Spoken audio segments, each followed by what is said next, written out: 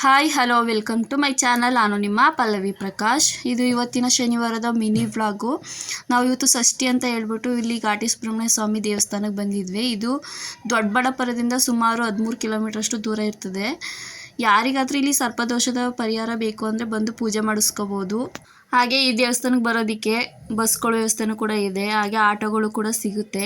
ಈ ದೇವಸ್ಥಾನ ಇತಿಹಾಸ ಪ್ರಸಿದ್ಧವಾದಂಥ ದೇವಸ್ಥಾನ. ತುಂಬ ಒಳ್ಳೆ ಪಾಸಿಟಿವ್ ವೈಬ್ ಅನ್ನೋದಿದೆ. ನಮಗಂತೂ ತುಂಬ ಸಮಸ್ಯೆಗಳಿದ್ವು ಇದ್ರದ್ದೇ ಆದಂಥವು. ಈ ದೇವಸ್ಥಾನಕ್ಕೆ ಬಂದಮೇಲೆ ಸ್ವಲ್ಪ ಸಮಸ್ಯೆಗಳೆಲ್ಲ ಕಡಿಮೆ ಆದವು. ನಾವಿವಾಗ ಇಲ್ಲಿ ಹುತ್ತಕ್ಕೆಲ್ಲ ಹಾಲು ಎರೆದು ಪೂಜೆ ಮಾಡಿ ಪ್ರದಕ್ಷಿಣೆ ಹಾಕ್ಕೊಂಡು ದೇವಸ್ಥಾನಕ್ಕೆ ಹೋಗೋಣ, ಮೇನ್ ದೇವಸ್ಥಾನಕ್ಕೆ ಅಂತ ಹೇಳ್ಬಿಟ್ಟು ಹೋಗ್ತಾ ಇದ್ದೀವಿ. ಈ ದೇವಸ್ಥಾನದಲ್ಲಿ ಯಾವಾಗಲೂ ರಶ್ ಇರ್ತಾರೆ. ಪ್ರತಿದಿನ ಓಪನ್ ಇರುತ್ತೆ ಮತ್ತು 3 ಟೈಮು ಕೂಡ ಊಟ ಕೊಡ್ತಾ ಇರ್ತಾರೆ ಎನಿ ಟೈಮು.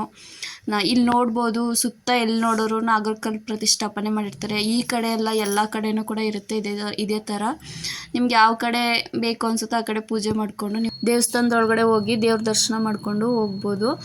ಇಲ್ಲಂತೂ ತುಂಬಾ ರಶ್ ಇರ್ತಾರೆ ಯಾವಾಗಲೂ ಕೂಡ. ನೀವೇನಾದ್ರು ಈ ದೇವಸ್ಥಾನಕ್ಕೆ ಬರಬೇಕು ಅಂದ್ಕೊಂಡಿದ್ರೆ ಬಂದು ವಿಸಿಟ್ ಮಾಡ್ಬೋದು. ನಿಮಗೇನೆ ಗೊತ್ತಾಗುತ್ತೆ ಯಾರೆಲ್ಲ ಕುಕ್ಕೆ ಸುಬ್ರಹ್ಮಣ್ಯಕ್ಕೆ ಹೋಗೋಕ್ಕಾಗಲ್ವ, ಇಲ್ಲಿ ಬಂದು ವಿಸಿಟ್ ಮಾಡ್ಬೋದು. ನಮ್ಮದು ದೇವ್ರ ದರ್ಶನ ಎಲ್ಲ ಮುಗೀತು, ಮನೆಗೆ ಹೊರಡ್ತಾ ಇದ್ದೀವಿ. ಇದೇ ಥರ ಮತ್ತಷ್ಟು ವಿಡಿಯೋಗಳಿಗಾಗಿ ಫೇಸ್ಬುಕ್ಕಲ್ಲಿ ನೋಡ್ತಾ ಇದ್ದರೆ ಫಾಲೋ ಮಾಡಿ, ಯೂಟ್ಯೂಬಲ್ಲಿ ನೋಡ್ತಾ ಇದ್ದರೆ ಸಬ್ಸ್ಕ್ರೈಬ್ ಮಾಡಿ ಮತ್ತು ಲೈಕ್ ಕೊಟ್ಟು ಶೇರ್ ಮಾಡಿ. Thank you.